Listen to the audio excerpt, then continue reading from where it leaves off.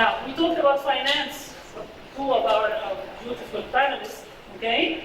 Now we are going to move to something else.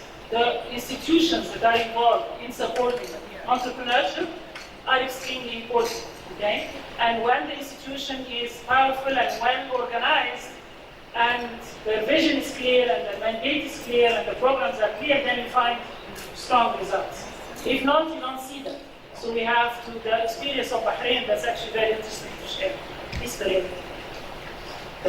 Thank you very much, Dr. Abdullah. I would like to share actually the story and the initiative of our government. And back in 2006, our government put a new economic vision, which is the Bahrain Economic Development Board, put a vision for 2030, and they looked into the ecosystem, and they felt that there is a big need to foster the development and the growth of enterprise, and to support and enhance the productivity and training of the national workforce. So from that economic vision, different initiatives have been announced in Bahrain. One of them is Tamkeen.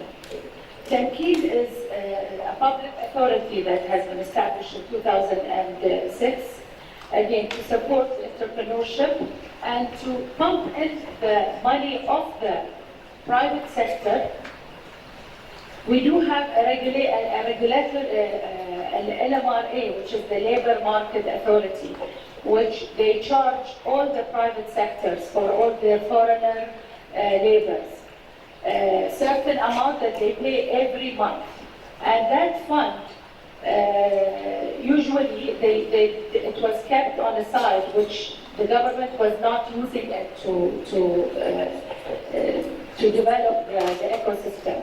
So this is where the idea of Tamkeen came, is to pump in and use this fund to pump it back into the private sector, which has been a great success for us, actually, for all the entrepreneurs and SMEs are benefiting from those funds.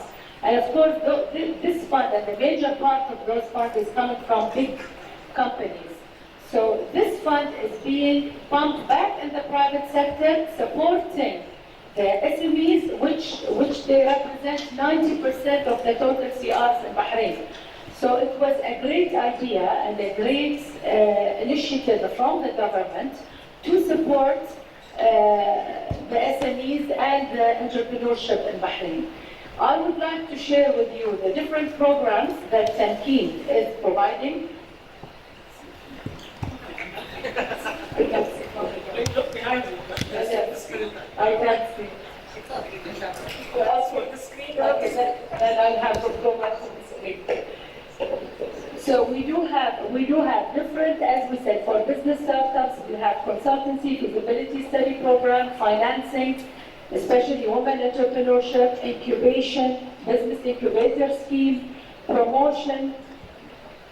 Yara, can you turn the page? Thank you.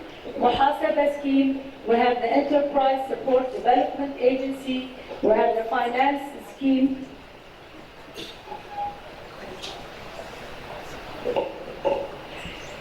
Again, we do have employees training, career progression program, talent management, employment support, tendering training, and of course, we are also through Tamkeen, there is also support for the financing scheme.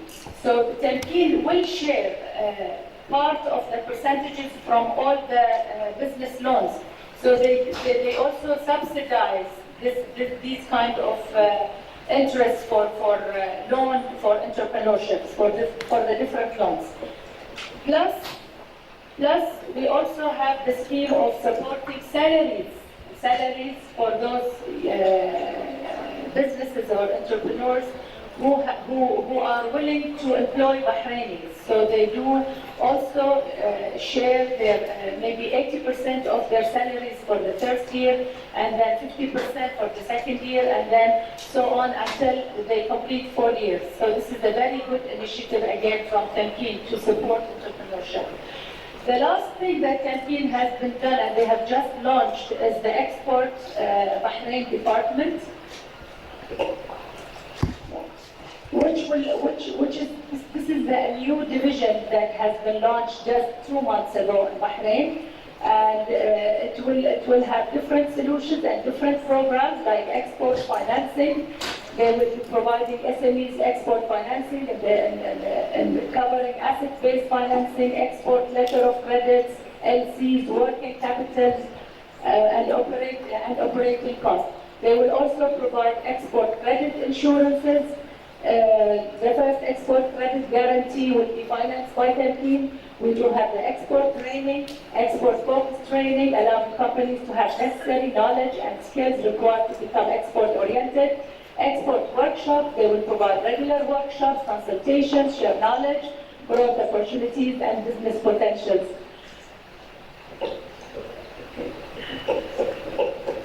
This is about the export department that Temkeen is providing. And I would also like to share that Temkeen is going to host the World Entrepreneurship Congress. They managed and they will succeed to attract this Congress in the coming April. So this is also another success for Temkeen. Because of their success initiative in the country and in the entrepreneurship world. So we managed also to host, we will be hosting this in Bahrain. This is something very big for us in Bahrain. Thank you very much for listening. And I hope you are impressed by our story. Thank you. Of course we're impressed. Thank you. Of course we're impressed. Again, the key words here is the collaboration between the private sector and the government. It's private sector money that's being planted there. Everyone is a winner. The money goes there. They are actually earning a profit. The government is benefiting, okay, by employing all these young people, and the entrepreneurs are benefiting from this. The comprehensiveness of the programs, okay, is a sign of is needed and very important. This is not much different, or should not be much different from what used to be in Egypt, the Social Fund for Development, or the agency. Okay? But the major difference, okay, is that this is an institution that is well structured. Ours needs revision, okay, because you cannot combine the policy making with giving loans. They cannot go together. It doesn't fly. It's either this or the other. It's a different, we need change. But it's a very good success story at the institutional level. I just want to add something, that this Temkeen program and those facilities are provided and for every CR owner in Bahrain, regardless whether they are Bahrainis or non-Bahrainis. I just want to add that. Thank you very much. Okay. From Bahrain, okay, we talked about the financing part, okay, we talked about the institutional, okay, from that angle.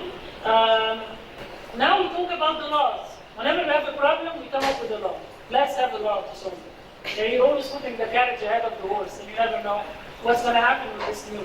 So we are going to move to Jordan, and my good friend Reem is going to talk about new laws in Jordan and their impact on women and entrepreneurship. Thank you, Amna.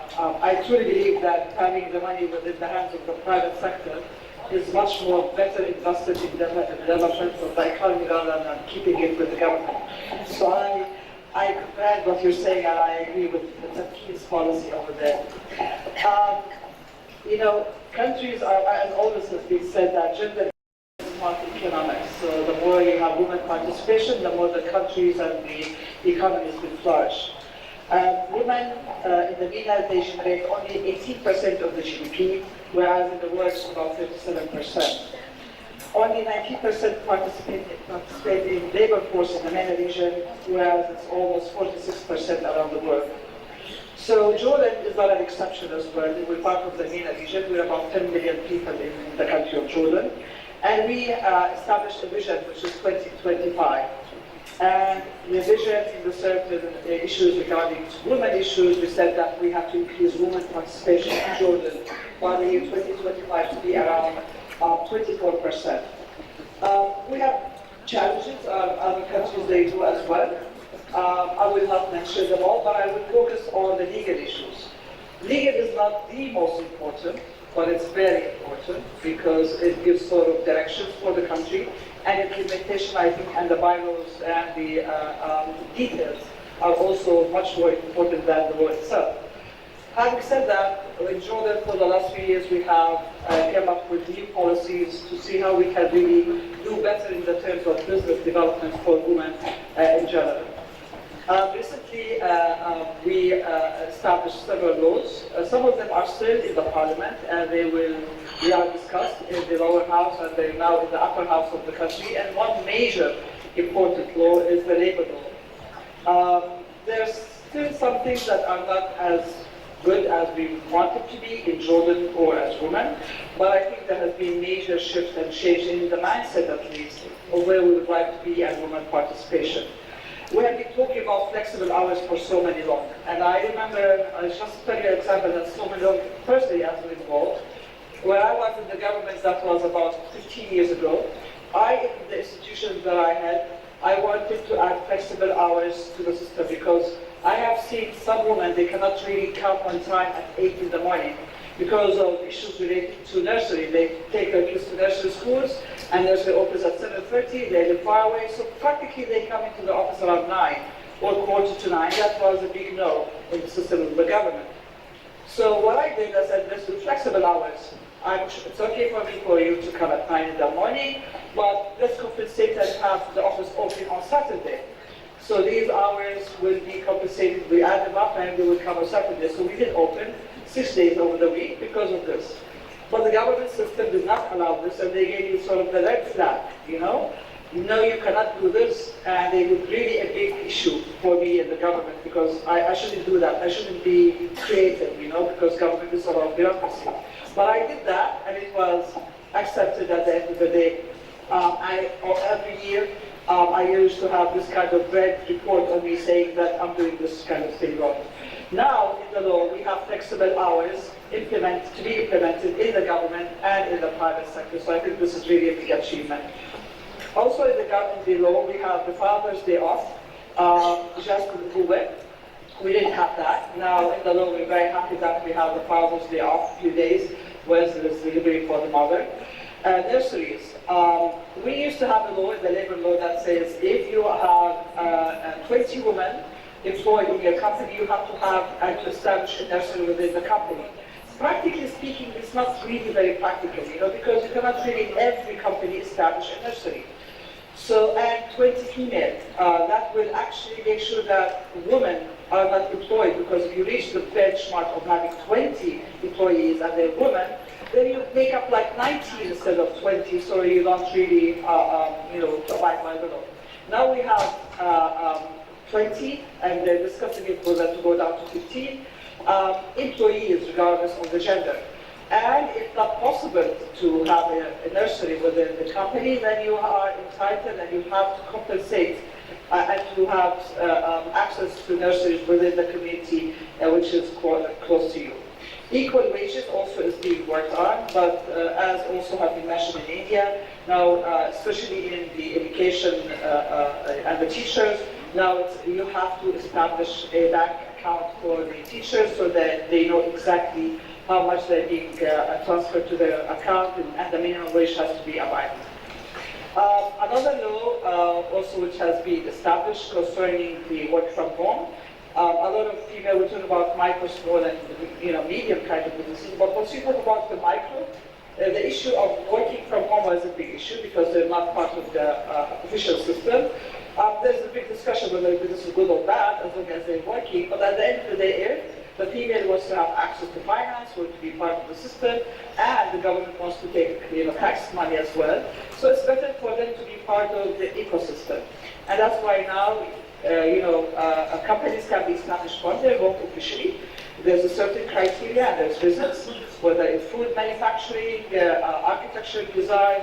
There are about 15 kind of services and small kind of manufacturing and handicrafts where you can do from your home. And this is the beginning, and now we're seeing more women actually having an established list. And this is good because they can have access more to finance and have access more to fundraising activities. And I think this is a good way to do this. Another law that has been issued recently, which is Social Security, and this is a great advantage for women in Jordan. What we established is a big chapter on motherhood fund.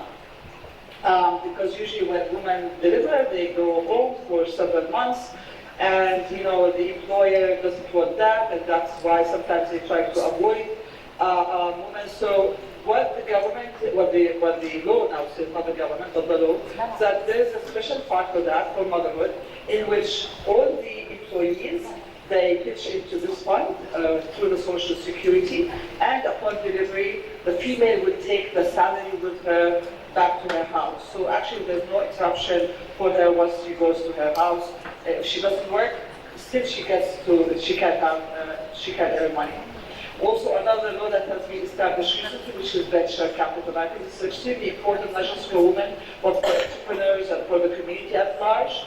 Venture capital funds is also now part of the ecosystem that we have, and has been added to the companies law recently, in which really you can establish venture capital funds. There's an international structure into that, and now we're working into attracting more funds from not just the local funds, but also from the international.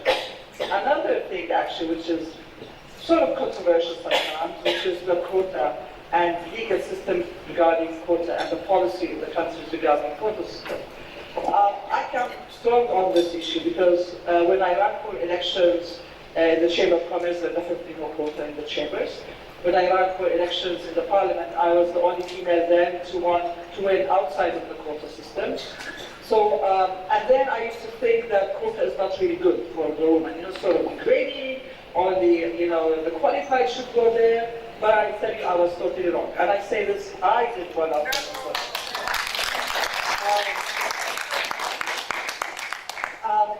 because when I was in the parliament, we were like 13 out of 120. We were sort of minority. We didn't really have a big lobby group to be able to do things and to change things. And me in the Chamber of Commerce, I was the only female on the chamber. I had to fight, and one person cannot do it all. You really need a group to be able to do that. And now I'm lobbying, and now I'm lobbying, we are all women actually. I don't say, some of them have doubts that it's good or not good. Not to have only quota. Now we have quota in the parliament, it's not very much, we would like it to raise more. We have municipality, which is about 25%. And what I would like to see, honestly, I'm now with I was in the parliament chambers and the boards of business community. I would say we should have quota system at all levels. Public shareholding companies, chambers, and I'm not saying any woman, because definitely there are not only good men on the boards, so sometimes we shoot ourselves in the foot actually, saying that we have to have qualified women. We don't always have qualified men, otherwise the world would not be really much better as we are today. So, I say that we have now an association which is Women on Board, to encourage women and to train and to have more women on the public shareholding companies board. I would like to see quotas as well on the boards of the chambers of commerce and industry and all over the country, hopefully to have them like at least 50% later on. And we have seen successful examples around the world.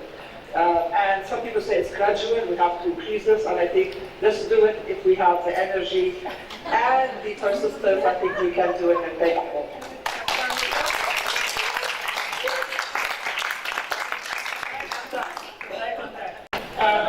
Thank you. When you're talking about the quotas, you remind me something that I will never forget. When we were having the discussions during the Committee of 50 in writing the Constitution, the one article that took a very, very long time to put it together was the article of women and their representation in the parliament. And we had the funniest discussion, and متسجلة في المضابط يعني. They talk back and forth because the argument was women are half the society. They should be half the thing. And then they said, no, you guys must be kidding. You're not really serious. And we were debating the linguistic words to make sure it does not ever at any point get translated into being half the society. The position was not coming from the church or from Al-Azhar or even from Salafiyin. It was actually coming from the most liberal men in the setting. Okay? No. So from the most liberal Salafiyin men. In your minute at the end. All right. Two very quick comments on what again, the key words, the secret words. Okay? She mentioned the law concerning the supportive services, the nurseries. Okay? It caused the problem. Okay? It discouraged the employment of women. That's because in public policy, in the government, we never do what's called cost-benefit analysis for policy, not for a project. For policies, to know where is the good, where is the bad. This will spare us a lot of trouble, a lot of introducing something and then going back and changing our work. Implementation of the laws is often a more serious problem than setting the laws. You need to have laws that go back to the pharaohs, I tell you. Okay? And they are not implemented is one of the main issues. Between the constitution and the laws, the rights of women, there is a distance as big as Buhayrat al-Qalam.